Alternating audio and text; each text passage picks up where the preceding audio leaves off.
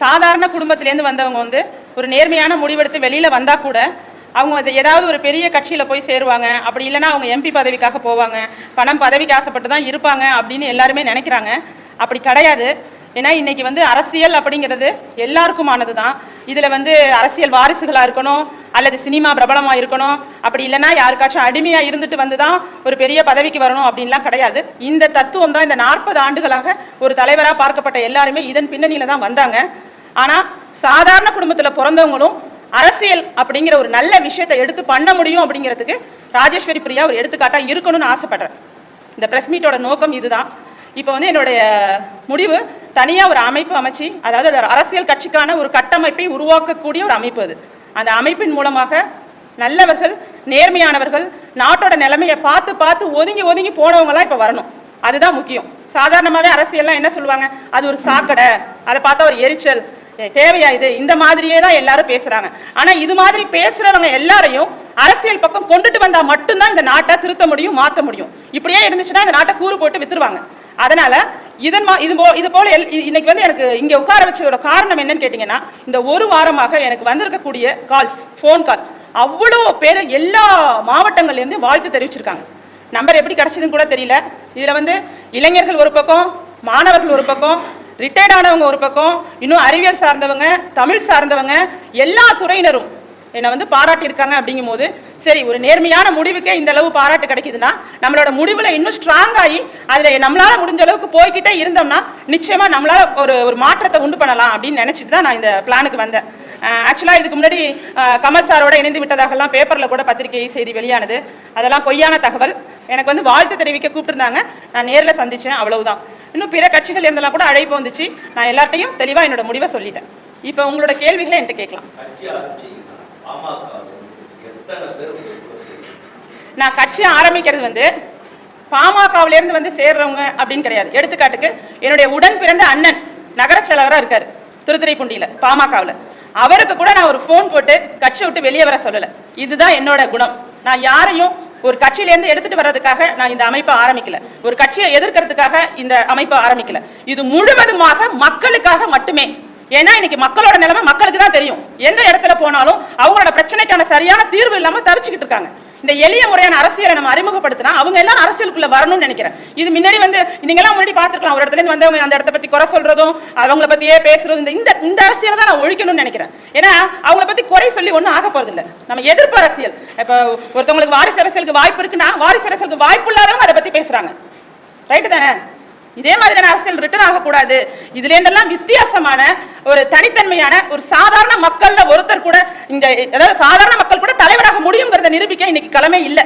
அதை உருவாக்கணுங்கிறது என்னோட எண்ணம். அது இன்னைக்கு உருவானாலும் சரி, இன்னும் 10 ஆண்டுகள், 20 ஆண்டுகள், 50 ஆண்டுகள் ஆனாலும் அந்த விதையை விதைச்சது நம்மளா இருக்கணும் அப்படிங்கிறது என்னோட ஆசை.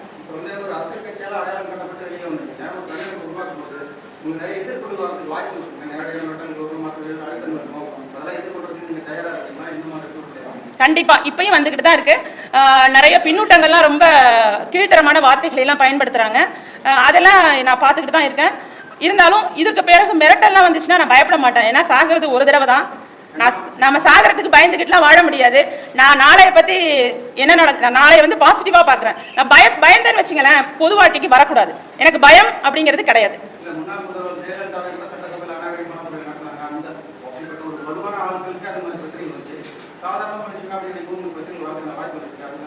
அங்கதான் நீங்க கொஞ்சம் குறைவா இட போடுறீங்க, அண்டர் எஸ்டிமேட்டிங். அதாவது சாதாரண ஆள் அப்படிங்கிறது இது போன்ற, இப்ப நான் ஒரே ஒரு பிரஸ் மீட் கொடுத்தேன், அதுல எனக்கு வந்த போன் கால்ஸ் 3000 போன் கால்ஸ். என்னோட முகநூல் பக்கம் முழுவதும் கிட்டத்தட்ட 20,000 பேருக்கு மேல நாங்க சப்போர்ட் பண்றோம்னு சொல்லி போட்டுட்டு இருக்காங்க. அப்ப நான் சாதாரண ஆள் இல்ல, நேர்மையானவங்களோட சப்போர்ட் எனக்கு அதிகமா இருக்கும். அந்த நம்பிக்கை இருக்குல்ல. நீங்க வந்து ஒரு பிரபலமா இருந்தாங்க, ஜெயலலிதா மேடம் வந்து ஒரு நடிகையா இருந்தாங்க, பிரபலமா இருந்தாங்க, அவங்களுக்கே அப்படின்னு வேணா சொல்லுங்க. நீங்க அந்த தன்மையை கொஞ்சம் மாத்துங்க. இன்னைக்கு இருக்கக்கூடிய சமூக ஊடகங்களும் இன்னைக்கு நீங்க கூட எனக்கு சப்போர்ட் பண்ணி அந்த நியூஸை வெளியிட்டதுனால பல்லாயிரக்கணக்கான பேர் எனக்கு ஆதரவு தெரிவிக்கிறாங்க. சோ எதிர்ப்புகளை சமாளிக்கிற லெவலுக்கு நல்ல சக்தியும் இருக்கு அப்படிங்கிற ஒரு நம்பிக்கை இருக்கு.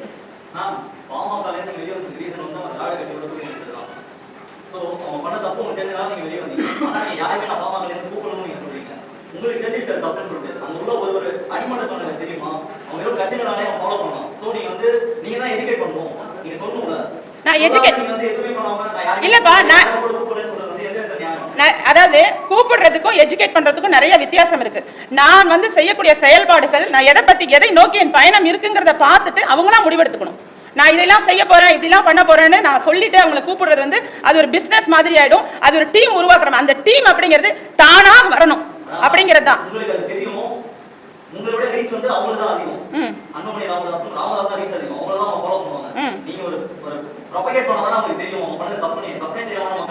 நான் ப்ரொபகேட் பண்ணிட்டேனே, அன்னைக்கே சொல்லிட்டேனே, தனி மனித உணர்வுக்கு மரியாதை கொடுங்க. ஒரு தலைவரோட உத்தரவுக்கு எவ்வளவு அளவுக்கு மதிப்பு கொடுக்கணுமோ அதை விட ஒரு மடங்கு அதிகமா நம்ம மனசு என்ன சொல்லுதோ அதை கேளுங்க.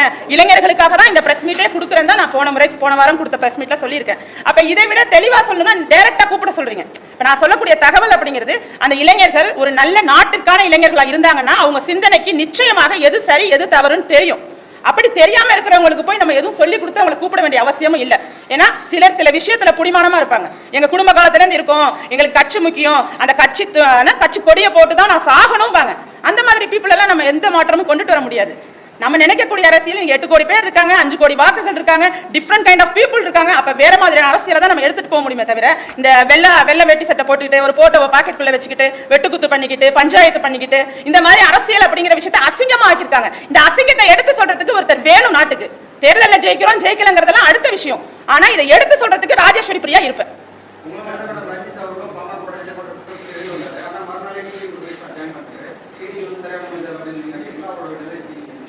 நான் யார் சரியான மனிதர் நான் அவார்ட் கொடுக்க வேண்டாம். தமிழ்நாட்டு மக்கள் எல்லாருக்கும் தெரியும் எங்கே இருந்து யார் வந்தாங்க, அவங்களோட பின்னணி என்ன அப்படிங்கிறது நான் சொல்லி தான் தெரியணும்னு கிடையாது. இவ்வளோ பத்திரிகைகள் ஊடகங்கள் வழியா எல்லாருக்குமே எல்லாம் தெரியும். அதனால நான் இவங்களை பத்தி குறை சொல்லணும் அவங்கள பத்தி குறை சொல்லணும் அவசியம் இல்லை. திரு ரஞ்சித் அவர்களோட முடிவு வந்து அவங்க தனிப்பட்ட கருத்து, அதுல நான் தலையிட முடியாது. எனக்கா தினகரன் சார் கட்சியிலேருந்து நிறைய அழைப்புகள் வந்தது. மக்கள் நீதி மையம் கமல்ஹாசன் சாரை பேசும்போது அவங்க உங்க விருப்பமா உங்களுக்கு என்ன தோணுதோ அதை செய்யுங்க அப்படின்னு சொன்னாங்க. வாழ்த்துக்கள், இந்த துணிச்சலை பாராட்டுறோம், இந்த மாதிரி பெண்கள் நிறைய பேர் அரசியல் வரணும் அப்படிங்கிற மாதிரி சாதாரணமா பேசினாங்க. அதன் பிறகு இவங்க பாரிவேந்தர் சார் பேசினாங்க, வாழ்த்துக்கள் சொன்னாங்க. அப்புறம் திராவிட கட்சி இது சுபவீர பாண்டியன் சார் பேசினாங்க, ஃபோன் மூலமா வாழ்த்துக்கள் சொன்னாங்க. இது மாதிரி நிறைய பிரபலங்களும் வாழ்த்துக்கள் சொன்னாங்க, அடுக்கிக்கிட்டே போகலாம். நிறைய பேர் வாழ்த்துக்கள் சொன்னாங்க. அப்புறம் கட்சியில சேரணும் அப்படிங்கிறத யாருமே நேரடியாக சொல்ல மாட்டாங்க. இந்த மாதிரி தான் வாங்க பேசலாம் அப்படின்னு தான் சொல்லுவாங்க. அது மாதிரி நடந்துச்சு. அப்படி நினைக்கல. எனக்கு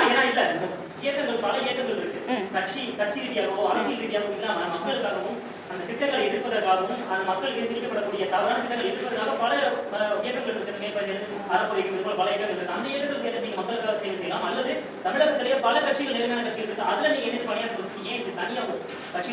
அதான் சரியான கேள்வி. அதாவது எனக்கு முழு சுதந்திரம் தேவைப்படுகிறது. நான் ஏற்கனவே ஒரு தவறு செஞ்சிருக்கேன். அதாவது இவங்க மேல முழு கான்ஃபிடன்ட் வச்சு போயிட்டு அதன் மூலமாக ஒரு பாடத்தை கத்துட்டு வந்துட்டோம்னா திரும்பவும் அதே தவிர பண்ணக்கூடாது. நாளைக்கு நான் இன்னொரு இடத்துக்கு போய் அவங்க ஏதாவது நியாயமா இல்லை நேர்மையா இல்லை நான் சொன்னா நீங்க என்ன நினைப்பீங்க? என்ன இவங்களுக்கு ஒரு வேலையே இல்லை, இதுதான் வேலைம்பிங்க. அப்ப நான் முன்னாடியே யோசிச்சு முன்கூட்டியே யோசிச்சு நம்மளால முழு சுதந்திரமா செயல்படுறதுக்கு ஒரு களம் வேணும். மிக முக்கியமா பெண்கள், அதாவது கல்லூரி மாணவிகள். அன்னைக்கு எனக்கு நடந்த மிகப்பெரிய ஒரு மகிழ்ச்சி என்னன்னா, ஒரு 4 கல்லூரி மாணவிகள் அவங்களோட வாட்ஸ்அப் குழுல என்னோட முகத்தை வச்சிருந்தாங்க. அந்த விஷயம் வந்து என்ன ரொம்ப ரொம்ப ரொம்ப சந்தோஷத்துக்கு ஆளாக்குனது. அப்ப கல்லூரி மாணவிகளும் அரசியலுக்கு வரணும்னா ஒரு பெண் வந்து முன்னிலைப்படுத்தினா அவங்க அப்பா அம்மாவும் அலோவ் பண்ணுவாங்க, அவங்க கணவன்மார்களும் சுலபமா அலோவ் பண்ணுவாங்க. முக்கியமா பெண்கள் எல்லாரும் அரசியலுக்கு வரணும், அவ்வளவுதான். இன்னைக்கு 10% கூட இந்திய அளவுல அரசியல் பொறுப்புகள்ல பெண்கள் இல்லை. அப்ப பெண்கள் நிறைய பேர் அரசியலுக்கு வரணுங்கிறது தான் முதல் ஆசை. எனக்கு என்னோட சுதந்திரத்தை நான் குறைச்சிக்க விரும்பலங்கிறது தான். அதை தவிர வேற யாருமே இல்லை அப்படின்னு நான் நினைக்கல. நிறைய பேர் இருக்காங்க, அந்த இருக்கிறவங்க கூட நிறைய பேர் எனக்கு சப்போர்ட் பண்றாங்க. தமிழ்நாடு இளைஞர் கட்சி கூட எனக்கு வந்து நேரில் வந்து வாழ்த்து தெரிவிச்சுட்டு சப்போர்ட் பண்றாங்க. எங்க இருந்தாலும் நாங்க உங்களுக்கு ஆதரவு கொடுப்போம்னு சொல்றாங்க. நானும் சொல்றேன், இளைஞர்கள் அமைப்பு சின்னதா நிறைய அமைப்புகள் இருக்காங்க, அவங்க எல்லாருமே ஒண்ணு சேர்ந்து வரணும். எல்லாரும் ஒன்னா சேர்றதுக்கான வாய்ப்பு கிடைக்கும் போது நல்லா இருக்கும்னு நினைக்கிறோம். அவ்வளவுதான்.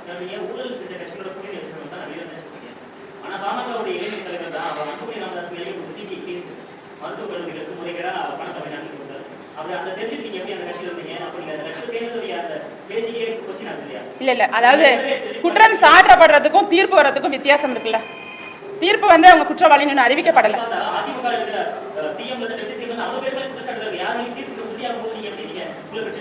நீங்க தீர்ப்பு உறுதி அதுக்கு அலாட் பண்ணிருக்க அமௌண்ட் அதை பத்தின வரைவு அறிக்கை அதெல்லாம் என்கிட்ட இருக்கு. ஆனா இதுல வந்து இருங்க, டாக்டர் அன்புமணி அவர்கள் வந்து ப்ரொசீஜரல் மிஸ்டேக் தான் பண்ணிருக்காங்க. ப்ரொசீஜரல் மிஸ்டேக்னா ஒரு 40 பேர் கையெழுத்து போட்டதில் ஒரு கையெழுத்து போட்டிருக்காங்கிற மாதிரி தான். எங்கேயும் பண பரிவர்த்தனை நடந்த மாதிரியோ எதுவும் அடையாளம்லாம் இல்லை. ஆனா இங்க நேரடியாவே நடக்கக்கூடிய குற்றங்களை நான் பொதுமக்கள் ஒருத்தரா நான் பார்த்திருக்கேன். நீங்க பார்த்தது இல்லையா? நான் பார்த்திருக்கேன். இன்னைக்கு அரசாங்கம் மூலமாகவும் அதிகாரிகளும் நிறைய பேர் செய்யற குற்றங்களை நம்ம பார்க்கிறோம்ல. அப்புறம் அதான் குற்றமாக இருந்துச்சு தவிர இன்னும் தீர்ப்பு வரல. அடிப்படை ஆதாரம் இருக்கிறதெல்லாம் கேஸே இல்லைன்னு சொல்லலைங்கண்ணா. அதாவதுங்க அவர் கூட என்ன சொல்லியிருக்காருன்னா, குறைகளே இல்லாத கட்சி இல்ல, உரைச்ச குறைவுள்ள கட்சின்னு தான் சொல்லிக்கிட்டு இருந்தாங்க. பட் நம்ம என்ன நினைச்சோம் அப்படின்னா, ஒரு இன்னும் தீர்ப்பு வரல. நான் வந்து முழுமையா இப்போ வந்து ஒரு அரசியல் கட்சியை வந்து நம்பவே முடியல. யாருமே அரசியலுக்கு வராதீங்கன்னு நீங்க சொல்ல வரீங்களா? அப்புறம் நாம என்ன நினைக்க முடியும்? நீ பாருங்க, ஒரு பதவிக்கு வராத கட்சியை நீ பாருங்க, இன்னும் வந்து ஆளுங்கட்சியாக எதிர்கட்சியாக அமராத ஒரு கட்சி அப்படிங்கும் போது அவங்களுக்கு ஒரு பக்கம் திங்க் பண்ண தான் செய்வோம். நம்ம ஒருவேளை இவங்க வந்தா நல்லா இருக்கும் அப்படிங்கிறது வந்து பாசிட்டிவ் தான் அதிகமாகும். ஒரே ஒரு நெகட்டிவ்னால ஒட்டுமொத்த பாசிட்டிவை நம்ம வந்து கெடுக்க மாட்டோம். ஏன்னா அவங்க வந்து கனடாவோட ரெட் ரிவர் பத்தியும் யூஎஸ் பத்தியும் இன்னும் உலக நாடுகள்லாம் பத்தி அவங்களோட நிதி அறிக்கை இது மாதிரி நிறைய விஷயங்கள் அட்ராக்டிவா இருந்தது உண்மைதான். அது உங்க எல்லாருக்குமே தெரியும். கிட்டத்தட்ட இது 17வது வருஷம் அவங்க நிதி அறிக்கை வெளியிட்டு இருக்காங்க. தொடர்ச்சியா வேளாண் நிதி அறிக்கை தொடர்ச்சியா தனியா அறிவிச்சிட்டு இருக்காங்க. சோ அவங்கள்ட்ட திட்டங்களே இல்ல, கொள்கையே இல்ல. ராஜேஸ்வரி பிரியா ஏன் சேர்ந்தாங்க நீங்க சொல்லவே முடியாது. இன்னைக்கு தமிழ்நாட்டுல வெளிநாட்டு அரசியல்லாம் தெரிஞ்ச ஒரு கட்சி பாட்டாளி மக்கள் கட்சிங்கிறது எல்லாருக்குமே தெரியும் தான். அதுல மாற்றுக்கிறது கிடையாது. அப்படிங்கும் போது என்னுடைய வயசுக்கு என்னுடைய முடிவுங்கிறது அது ஒரு தீர்க்கமான முடிவா இல்லையாங்கிறத விட நான் எடுத்த முடிவுல நிறைய நன்மைகளும் இருந்துச்சு தான், இல்லைன்னு சொல்ல வரல.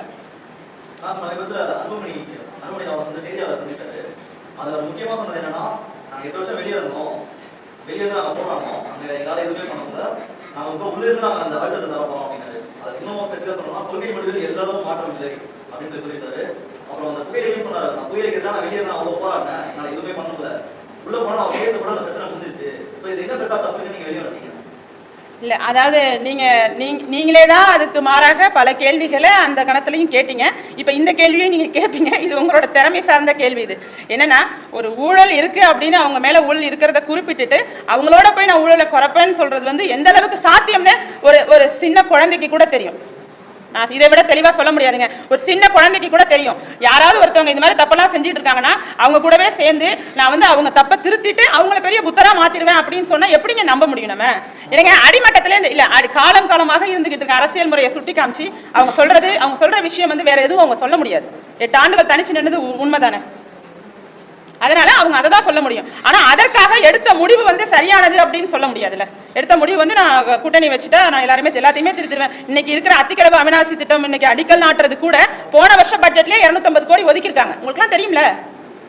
இதே எய்ம்ஸ் ஹாஸ்பிட்டலுக்கு அடிக்கல் நாட்டினது 10 வருஷத்துக்கு முன்னாடியே டாக்டர் அன்புமணி அடிக்கல் நாட்டிருக்காங்க. ஸோ எல்லாமே அரசியல் பார்வையில தான் போய்கிட்டு இருக்கே தவிர இங்க மக்களுக்கான எளிய அரசியல் அப்படிங்கிறது ஒரு அமைப்பு உருவாகலைங்க. இதுதான் நான் முக்கியமா சொல்ல வரேன். நீங்க அவங்களை குறை சொல்றதுனால ராஜேஸ்வரி பிரியாவுக்கு எதுவும் கிடைக்க போறதில்லை. நான் இருந்துட்டு வந்த இடத்த பத்தியோ இல்ல மற்ற கட்சிகளை பத்தியோ நான் குறை சொல்ல வேண்டியதில்லை. உங்களுக்கே தெரியும். நீங்க எந்த துறை எங்கேயாச்சும் போயிட்டு நான் லஞ்சம் இல்லாம வந்திருக்கேன், ஊழல் இல்லை இங்க அப்படின்னு சொல்லி கை தூக்குங்க பாப்போம். எங்க போயிட்டு வந்திருக்கீங்க? ஒரு ஆர்டிஓ ஆஃபீஸ் போயிட்டு வந்திருக்கீங்களா? அல்லது ஒரு பத்திரப்பதிவோட இடத்துக்கு போயிட்டு வந்திருக்கீங்க? எங்க போக முடியுது? எல்லா இடத்துலயும் எல்லாம் இருக்குல்ல. எல்லாத்தையும் சகிச்சுக்கிட்டு வாழ பழகிக்கிட்டோம். மக்கள் என்ன பண்ணிருக்கோம்? எல்லாத்தையுமே சகிச்சுக்கிறோம். இப்படிதான் நடக்குதுன்னா நம்மள மாத்திக்கிறோமே தவிர அந்த அரசியலை மாத்தணும்னோ அந்த அதிகாரங்களை மாத்தணும்னோ நம்ம நினைக்கல. அப்படி நினைக்கிறதுக்கான வாய்ப்புகளை உருவாக்குறதுக்கு இது மாதிரி உருவானாதான் எதிர்காலம் நல்லா இருக்கும். நம்மளோட எய்ம் என்ன? எதிர்கால சந்ததியினருக்கு வாழ்றதுக்கு நல்ல ஒரு வாய்ப்பை ஏற்படுத்தி கொடுக்கணும். அதுதானே நம்ம எய்ம். மற்றபடி ஒண்ணுமே இல்லைங்க. இதுல there is nothing. Next generation இங்க இருக்கும்போது ஏன்னா ஒரு குழந்தைய வளர்க்கும் போது என்ன சொல்றோம்? போய் சொல்லாதன்னு சொல்லி வளர்க்குறோம். அதே குழந்தைய ஒரு வீட்டுக்கு கரண்ட் கனெக்ஷன் எடுக்கணும்னா என்ன சொல்றோம்? 2 லட்ச ரூபாய் பணம் கொடுத்தாதான் கரண்ட் கனெக்ஷன் கொடுக்க முடியும்னு சொல்லி அவங்கள்ட்ட லஞ்ச பணத்தை கொடுத்து அனுப்புறீங்க. அப்ப அந்த குழந்தை என்ன நினைக்கும்? அப்ப சொல்லி கொடுத்தாங்களே இப்ப இப்படி நடந்துக்கிறாங்களே அவங்க ஒரு நல்ல தலைமுறையை கூட நம்மளால உருவாக்க முடியலையே. இதுல ஏதாவது மாற்று கருத்து இருந்தா கேள்வி கேளுங்க நீங்க. இல்ல, அழைப்பு வரல. ஒரு நண்பர் ஒருத்தவங்க முக்கிய பொறுப்புல இருக்கவங்க பேசினாங்க. நேரடி அழைப்பு வரல. இல்ல, பேச்சுவார்த்தையில் ஒரு மாநில பொறுப்புல உள்ளவங்க கால் பண்ணாங்க. வாங்க நேர்ல போய் பேசுவோம், நீங்க இது வரைக்கும் எந்த குறையுமே சொல்லல அப்படிங்கிற மாதிரி சொன்னாங்க. நான் சொல்லிட்டேன், என்னோட எண்ணம் குறை சொல்றது கிடையாது. இந்த இளைஞர்கள் வந்து தவறான பாதையில மறுபடியும் போகக்கூடாதுங்கிறதுக்காக தான் இந்த முடிவு. அரசியல்ல மாற்றம் வரணும்னு எல்லாருமே விரும்புறாங்க. அதை நோக்கி தான் என் பயணமே தவிர யாரையும் எதிர்க்கிறது என்னோட பயணம் கிடையாது. எதிர்க்கிறது என் குணமும் கிடையாது. அவ்வளவுதான். ஒரு எப்ப வேணாலும் ஆகும், கட்டமைப்பு அமைக்கிறத பொறுத்து. ஆனா not more then 6 months 8 months. முக்கியமான கொள்கை அப்படின்னு கேட்டீங்கன்னா முதல் விஷயமே நான் சொல்லிட்டேன், அரசியலை எளிய முறையில் பண்ணணும். இங்கே எல்லாருக்கும் டிஃப்ரெண்ட் கைண்ட் ஆஃப் கொள்கையை பார்த்துருப்பீங்க. ஒரு திராவிடத்தை கொள்கையாக வச்சிருப்பாங்க, இல்லை தமிழ் தேசியத்தை கொள்கையாக வச்சிருப்பாங்க, அல்லது ஒரு ஜாதி ரீதியான, மதம் ரீதியான, இனம் ரீதியான, இந்த மாதிரி பல விஷயங்களை அடிப்படையில் வச்சு வளர்ந்த கட்சியாக இருக்கும். இதோட அடிப்படையே நல்ல அரசியல் அப்படிங்கிறது அடிப்படை கொள்கை. இப்போ எடுத்துக்காட்டுக்கு நான் ஒரு விஷயம் சொல்கிறேன். நீங்கள் வந்து மக்களாட்சின்னு சொல்கிறோம், ஜனநாயகம்னு சொல்கிறோம், ஓகேவா? இன்னைக்கு நீங்கள் யாரை நம்பி தமிழ்நாட்டு மக்கள் ஓட்டு போட்டாங்களோ அவங்க இன்னைக்கு முதலமைச்சராக இல்லை. ஜெயலலிதா அம்மாவுக்கு தான் ஓட்டு போடணும்னு ஓட்டு போட்டாங்க, ஆனால் இன்னைக்கு அவங்க முதலமைச்சராக இல்லை. ஆனா யார் இருக்காங்கன்னா யாரோ இன்னொருத்தவங்க இருக்காங்க. அதற்கு பதிலாக நேரடியா மக்கள் தேர்ந்தெடுக்கணும். முதலமைச்சர் கேண்டிடேட்டுக்கு தனி தேர்தல் வைக்கணும், நேரடி தேர்தல். அந்த மாதிரியான புதுமையான பல கொள்கைகளை நாங்க கொண்டுட்டு வருவோம். சொல்லுங்க, இப்ப மேயர் தேர்தல் நடக்குது இல்ல, அது மாதிரி முதலமைச்சருக்குன்னு எப்படி வந்து எல்லா எம்எல்ஏஸ் முடிவு பண்ண முடியும்? ஒரு முதலமைச்சரை இது மக்களாட்சி தானே, மக்கள் தானே முடிவெடுக்கணும். அப்ப மக்கள் முடிவெடுக்கக்கூடிய ஒரு முதல்வர் வரணும்னு சொல்லி அது போன்ற இது வந்து ஃபார் எக்ஸாம்பிள் எடுத்துக்காட்டுக்கு சொல்றேன்.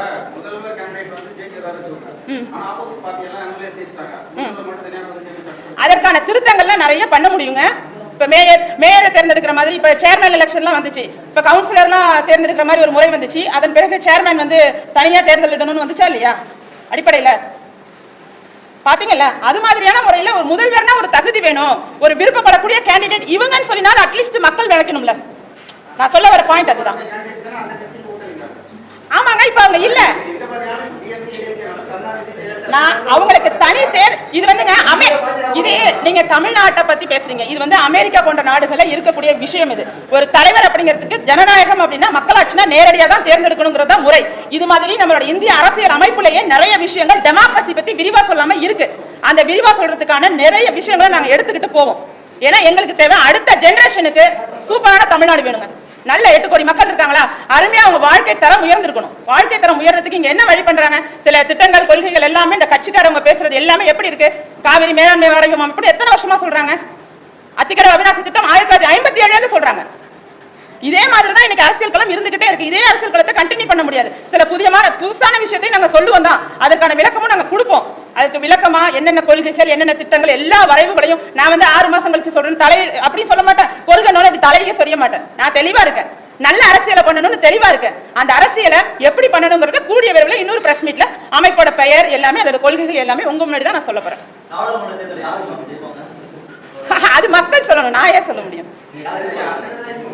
இல்ல, நான் எதிர்பார்க்கறதெல்லாம் இப்போதைக்கு சொல்ல முடியாது. நான் எதிர்பார்க்கறதுனா சுயேட்சையா தகுதி உள்ள ஆங்கிலம் பேசக்கூடிய ஹிந்தி தெரிஞ்ச நபர்கள் யாராவது இருந்தாங்கன்னா ஜெயிக்கணும், அவ்வளவுதான். இதான் என்னோட கருத்து. இல்லங்க, ஆங்கிலம் தெரிஞ்ச அல்லது ஹிந்தி தெரிஞ்ச, ஏன்னா நாடாளுமன்றத்துக்கு போகணும்னா அதுக்கு ஒரு மொழி அப்படிங்கிறது லாங்குவேஜ் ஸ்கில் இல்லாம நீங்க ஒண்ணும் பண்ண முடியாது. நீங்க வேட்டி சட்டையை கட்டிட்டு போய் நான் தமிழ்னு சொல்லிட்டாங்க நின்னாலும் மக்களோட பிரச்சனை எடுத்து சொல்றதுக்கு மொழி அவசியமா இல்லையா? மொழி அவசியமா இல்லையா? மொழி அறிவு வேணுங்கிறேன். ஏங்க நான் சொல்றேன், நீங்க இதே மாதிரியே பின்னிங்க. நீங்க உங்க கேள்விய நீங்க நாடாளுமன்றத்துக்கு தகுதியானவங்க அப்படிங்கிறதுக்கு ஒரு அடிப்படை தகுதி இருக்குல்ல, கம்யூனிகேஷன் ஸ்கில் வேணும்ல, அட்லீஸ்ட் அது இருக்கா? எல்லா கட்சி சார்பாகவும் நிற்கக்கூடிய பர்சனுக்கு கம்யூனிகேஷன் ஸ்கில் இருக்கா இல்லையா? இங்கிலீஷ் தெரிஞ்ச கேண்டிடேட் நிக்கிறாங்களா? நான் அல்லதுதான் சொல்லியிருக்கேன். இங்கிலீஷ் பேசுறாங்களா? நிக்கக்கூடிய எல்லா எம்பி ஆங்கிலம் பேசுவாங்களா? இல்லன்னா நாடாளுமன்றத்துல தமிழ் பேசுவாங்களா? நாடாளுமன்றத்துல தமிழ் பேசுவாங்களா? நீங்க பதில் சொல்லுங்க. எங்க பேசுறாங்க? லாங்குவேஜ் மாத்தி அப்படி ஒண்ணு அவசியம் இல்லையே. அப்படி ஒண்ணு கல்வி அறிவு இல்லாத மாநிலம் கிடையாது. தமிழ்நாடு அதிக கல்வி அறிவு இருக்கு. ஏன் அப்படி இருக்கணும்? கல்வி அறிவு அதிகமா இருக்கக்கூடிய மாநிலத்துல ஆங்கில அறிவு இல்லாதவங்களை எதுக்கு நாடாளுமன்ற உறுப்பினர் அனுப்பணும்? ஏன் அனுப்பணும்? அந்த அரசியலை தான் எதிர்க்க போறோம். அந்த அரசியலை எதிர்த்து தான் எங்களோட அரசியல் பயணம் போக போகுது. இது வித்தியாசமாக இருக்கு அப்படிங்கறத விட நான் மறுபடியும் சொல்றேன், இளைய தலைமுறை இந்த உலகம் முழுவதும் வாழ்கின்ற தமிழர்கள், நீங்க நான் நினைச்சு கூட பார்க்கல, அமெரிக்காவில இருந்து எத்தனை phone calls, America, New Zealand, London, Singapore எல்லா நாட்டுல இருந்து எனக்கு கால் பண்ணிருக்காங்க. எல்லாருமே நாங்க நினைக்கக்கூடிய அரசியலை தயவு செய்து செய்யுங்கன்னு சொல்லி ஆதங்கப்படுறாங்க. அந்த அரசியலை செய்யறதுக்கு எனக்கு வாய்ப்பும் வேணும், உங்களோட உதவியும் வேணும்.